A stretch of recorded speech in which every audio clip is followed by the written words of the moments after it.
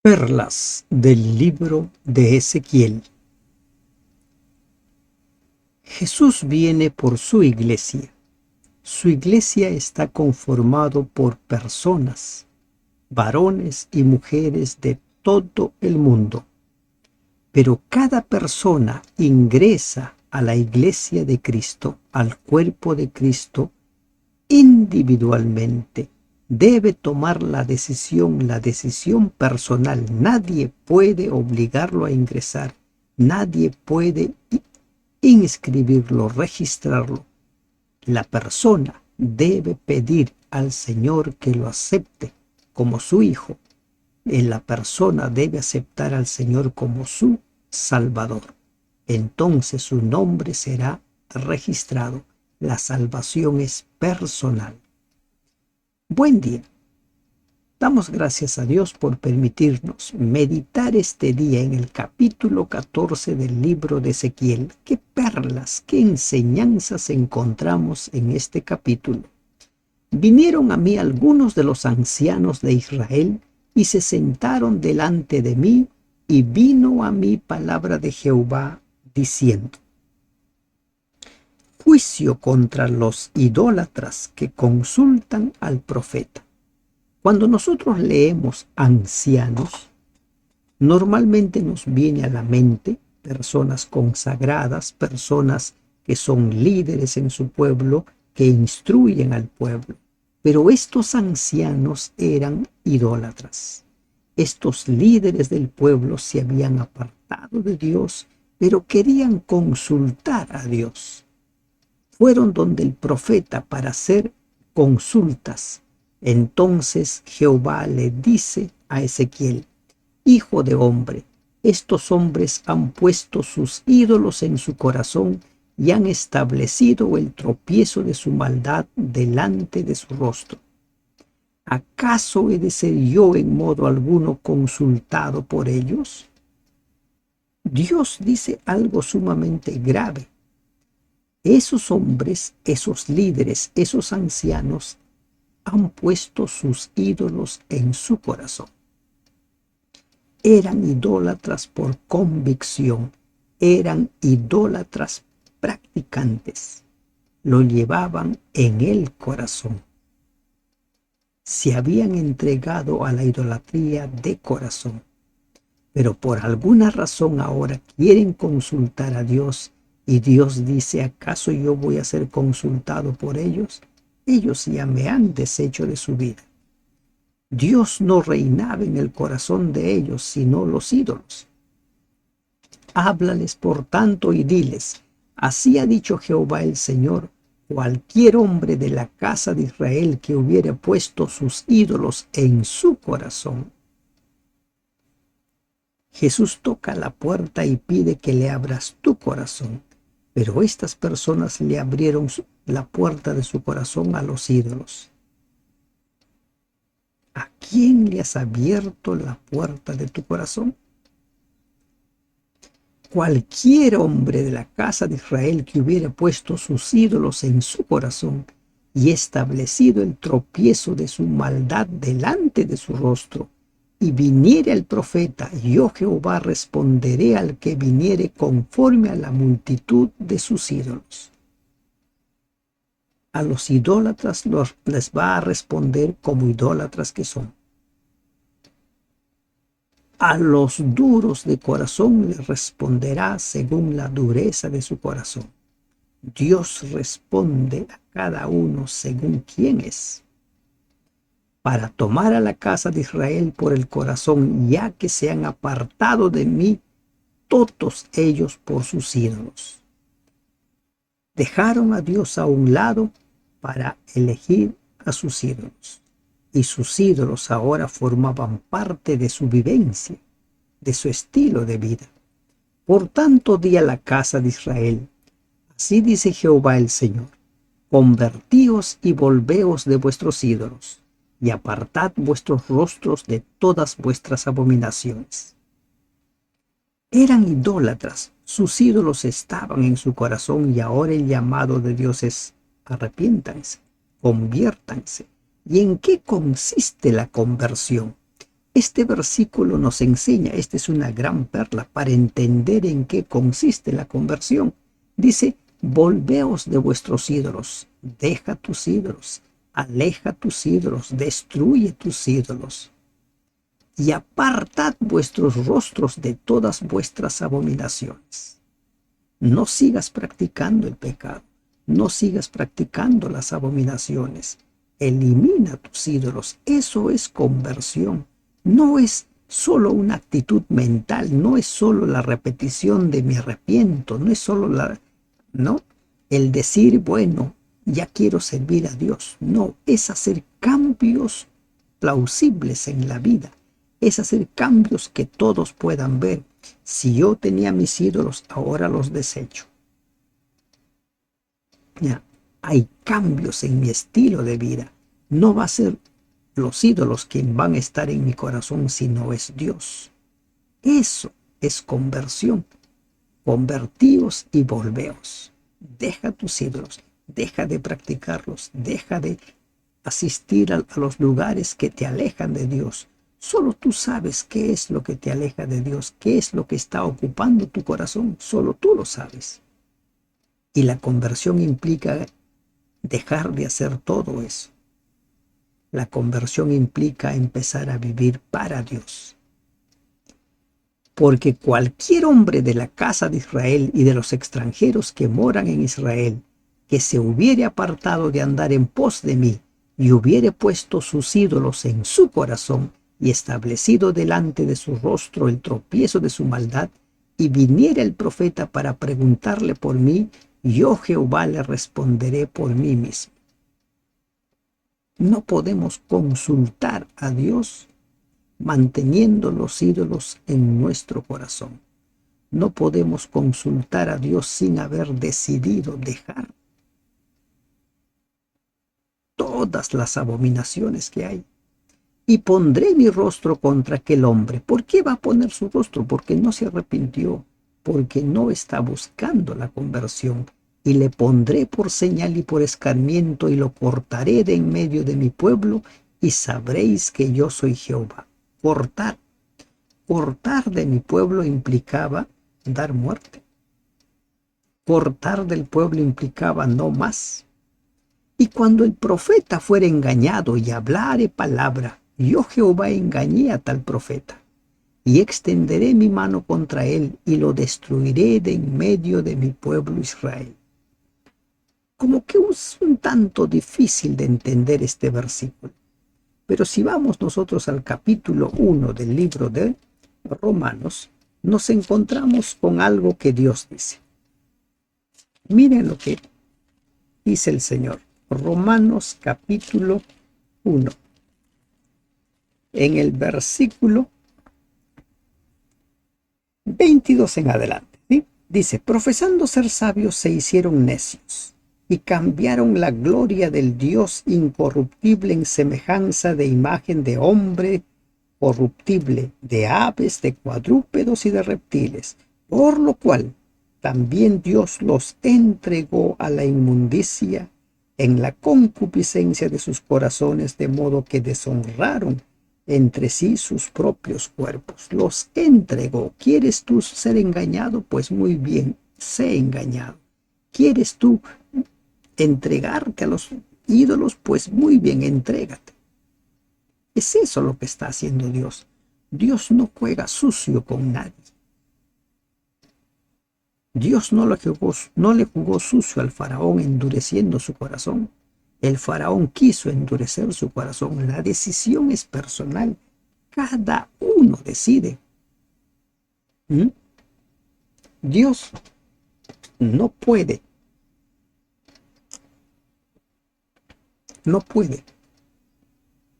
engañarnos. Dios no puede inducirnos a pecar. ¿Por qué? Porque es contra su naturaleza. Él no quiere la muerte del impío. Eso dice el mismo libro de Romanos. Capítulos más adelante vamos a ahondar ese pasaje.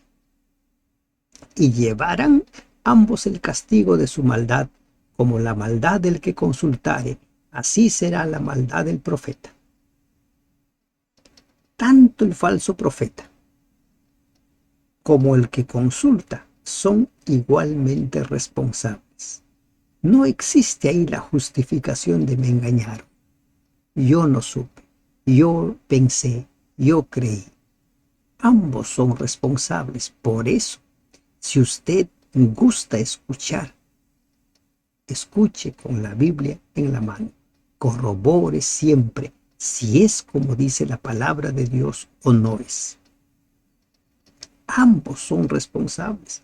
Esta perla grábatelo, para que la casa de Israel no se desvíe más en pos de mí, ni se contamine más en todas sus rebeliones, y me sean por pueblo, y yo les sea por Dios, dice Jehová el Señor. ¿Qué es esto? El nuestro Dios, nosotros su pueblo, ese es el pacto.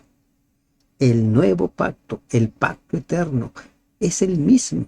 Dios nuestro Dios, nosotros su pueblo, sus leyes grabados en nuestra mente y en nuestro corazón, tal como escribió Jeremías y tal como escribe Ezequiel. En los versículos 12 en adelante de este capítulo 14, encontramos nosotros la justicia del castigo de Jerusalén. Y encontramos nosotros una gran perla. La salvación es personal. Nadie puede decidir por otra persona. Nadie. Y aquí queda claro de que tú no te puedes bautizar por un pariente que se murió, como lo practican los testigos de Jehová. Tú no puedes hacer misas para que las almas impenitentes que están en el purgatorio salgan y vayan al cielo. No puedes, porque la salvación es personal. Cada uno decide mientras está en vida. El libro de Hebreos dice que esta es la vida que tenemos para arrepentirnos. Y una vez que morimos, viene el juicio. Juicio para cada uno, según lo que hayamos hecho. Vino a mí palabra de Jehová diciendo: Hijo de hombre, cuando la tierra pecare contra mí rebelándose pérfidamente, y extendiere yo mi mano sobre ella, y le quebrantare el sustento del pan, y enviare en ella hambre, y cortare de ella hombres y bestias, se han rebelado, si estuviesen en medio de ella estos tres varones, Noé, Daniel y Job, ellos por su justicia librarían únicamente sus propias vidas, dice Jehová el Señor. No pueden salvar a nadie. Las oraciones intercesoras son para ayudar a la persona en alguna medida, pero es la persona quien decide seguir o no seguir a Dios. Noé fue llamado por Dios, fue declarado un hombre perfecto, pero ese Noé solo podía salvarse a sí mismo. Daniel, un hombre de quien la Biblia no registra pecados, solo podía salvarse a sí mismo. Job, un hombre que afrontó el crisol más incandescente que pueda describirse en la Biblia, donde atravesó el ser humano, solo puede salvarse a sí mismo, a nadie más. La salvación es personal. Si usted quiere formar parte de la iglesia de Dios, debe decidir usted. Usted puede dar estudios bíblicos, usted puede aconsejar a las personas, hacerles leer la Biblia, instruirles todo, pero es la persona el que va a decidir. Nadie puede decidir por la persona. Y sigue poniendo ejemplos, Ezequiel, en relación a la salvación personal. Y si hiciere pasar bestias feroces por la tierra y la asolaren, y quedare desolada de modo que no haya quien pase a causa de las fieras, y estos tres varones estuviesen en medio de ella, vivo yo, dice Jehová el Señor, ni a sus hijos ni a sus hijas librarían. Ellos solo serían librados y la tierra quedaría desolada. Nadie puede salvar a nadie. Así como dice la palabra, que Los padres no responderán por los pecados de los hijos, ni los hijos por los pecados de los padres. Un padre puede hablarle, instruirle a su hijo. Un hijo puede hablar a sus padres, pero quien decide servir o no servir al Señor, seguir o no seguir, es la persona. Y si yo trajere espada sobre la tierra y dijere: espada pasa por la tierra, e hiciere cortar de ella hombres y bestias, y estos 3 varones estuviesen en medio de ella, vivo yo, dice Jehová el Señor, no librarían a sus hijos ni a sus hijas, ellos solos serían librados. Nadie. No pueden librar a nadie, ni a sus seres más queridos, porque la decisión de amar a Dios es personal. Tú no puedes obligar a alguien que ame a Dios. No, así no es. Y si enviare pestilencia sobre esa tierra y derramare mi ira sobre ella en sangre, para cortar de ella hombres y bestias, y estuviesen en medio de ella Noé, Daniel y Job, vivo yo, dice Jehová el Señor, no librarían a hijo ni a hija, ellos por su justicia le librarían solamente sus propias vidas. 4 veces repite el Señor en diversas circunstancias, pero la salvación es personal. No puedes tú decidir por nadie. Puedes hablarle, puedes animarle, puedes hacerle ver que está actuando mal, puedes hacerle ver su necesidad de Dios, pero es la persona quien decide. Por lo cual así ha dicho Jehová el Señor: cuánto más cuando yo enviare contra Jerusalén mis 4 juicios terribles, espada, hambre, fieras y pestilencia, para cortar de ella hombres y mujeres. Las plagas finales en el tiempo del fin van a caer sobre aquellos que rechazaron al Señor, sobre los que tienen la marca de la bestia. Los castigos caen sobre aquellos que eligieron ese camino, los que eligen servir a Satanás y sus huestes, porque esa es la verdad. Están eligiendo la muerte, pues a la muerte van. Sin embargo, he aquí, quedará en ella un remanente, hijos e hijas, que serán llevados fuera. He aquí que ellos vendrán a vosotros, y veréis su camino y sus hechos, y seréis consolados del mal que hice venir sobre Jerusalén, de todas las cosas que traje sobre ella. Un remanente. Siempre ha existido un remanente. Allí se ha mantenido a flote, como la flor de loto en medio de toda la pudredumbre. A veces florece. El remanente se mantiene fiel en medio de toda la idolatría, en medio de toda la apostasía de los profesos cristianos, de los profesos hijos e hijas de Dios. Y os consolarán cuando viereis su camino y sus hechos, y conoceréis que no sin causa hice todo lo que he hecho en ella, dice Jehová el Señor. Conocerán que todo lo que Dios hizo, lo hizo con justicia. Pagó a cada uno según sus obras. Y la existencia de ese remanente fiel, ese remanente que se mantiene en pie, ese remanente que no es tocado por las plagas finales, y ese remanente que se mantuvo en pie en los tiempos de la destrucción de Jerusalén, era una evidencia de que Dios paga a cada uno según sus pecados, pero a cada uno según lo que se merece. Dios no es un Dios injusto, es un Dios de amor, es un Dios que nos ama, quiere ser nuestro Dios y nosotros su pueblo. Pero